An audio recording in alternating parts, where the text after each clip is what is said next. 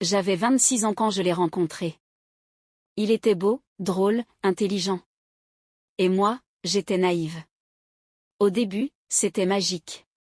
Il me faisait sentir que j'étais unique. Je riais, je brillais, je l'aimais. J'ai quitté ma ville, ma famille, mon job. Pour lui. Les premiers signes, je les ai ignorés. Un texto effacé. Une soirée sans réponse. Et puis, il est devenu un inconnu. Il m'a pris mon temps, mes rêves, mon argent. Il m'a dit un jour, t'es trop fragile. Et il est parti. Sans un mot. Je m'appelle Sarah et j'avais 26 ans quand je l'ai rencontré. Ce jour-là, j'étais en terrasse avec une amie, un café banal. Il est passé, il a souri, et c'est comme si tout s'était figé autour de moi. Il s'appelait Karim. Beau, sûr de lui, charismatique. Il avait ce genre de regard qui fait croire à toutes tes blessures qu'elles vont enfin guérir. On a parlé pendant des heures ce jour-là. Et puis tous les jours d'après. Il m'appelait mon étoile.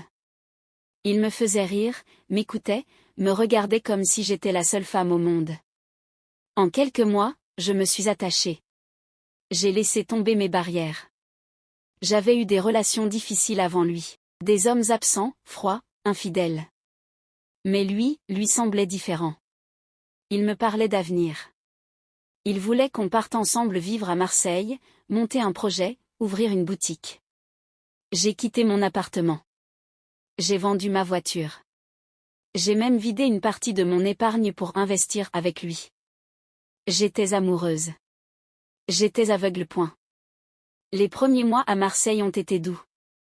On riait beaucoup, on se découvrait. Mais petit à petit, quelque chose a changé. Il rentrait plus tard. Il devenait nerveux. Je posais une question, il répondait sèchement. Une fois, j'ai vu une discussion sur son téléphone. Une femme.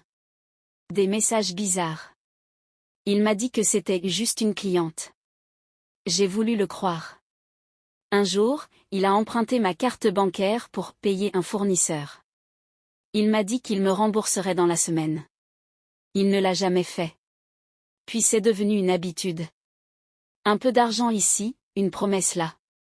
Il disait que je n'avais pas confiance en lui. Que j'étais parano. Il m'a retourné le cerveau.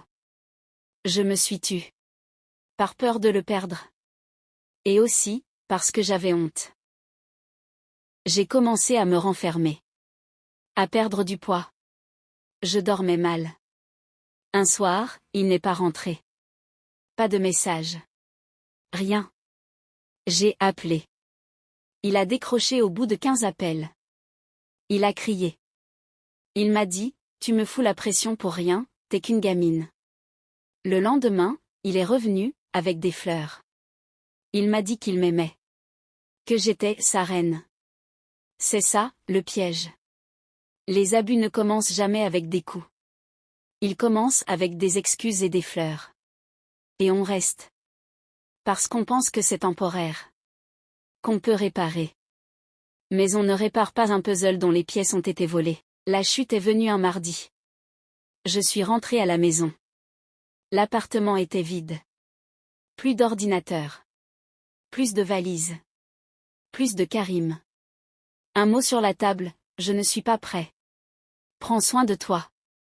Il avait vidé notre compte commun. Il avait bloqué mon numéro. Pendant 2 jours, je n'ai pas parlé.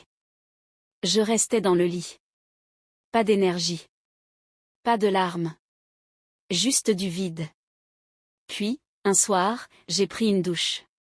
Et sous l'eau chaude, j'ai pleuré. Fort. C'était comme une renaissance. J'ai compris que je n'avais pas tout perdu.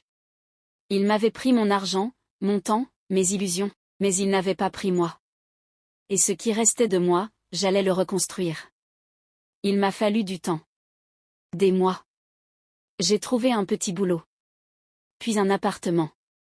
J'ai repris contact avec mes amis. J'ai suivi une thérapie. Et j'ai commencé à écrire. Aujourd'hui, je ne raconte pas mon histoire pour qu'on me plaigne. Je la raconte parce qu'on est beaucoup à avoir vécu ça. Des relations toxiques, des promesses vides, des manipulations douces mais destructrices. Et souvent, on se tait. Moi, je veux dire ceci à toutes les personnes qui m'écoutent, ce n'est pas de ta faute. Aimer, ce n'est pas un crime. Faire confiance, ce n'est pas une faiblesse. Mais il faut apprendre à s'aimer avant tout. À poser des limites. À dire non. Et surtout, à se relever.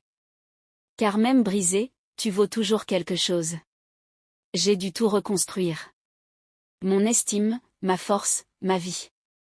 Aujourd'hui, je ne le déteste pas. Il m'a appris une chose, aimer, c'est beau. Mais s'aimer soi-même, c'est vital. Si tu vis quelque chose de similaire, sache que tu n'es pas seul. Tu peux tomber. Mais tu peux toujours te relever. N'oublie pas de t'abonner et d'activer la cloche de notification pour ne rater aucune de nos histoires, et si toi également tu as vécu ce genre d'histoire et que t'aimerais la partager avec nous, n'hésite pas à me la transmettre par mail, car une bouche qui raconte se sent libérée et une oreille qui écoute se sent prévenue.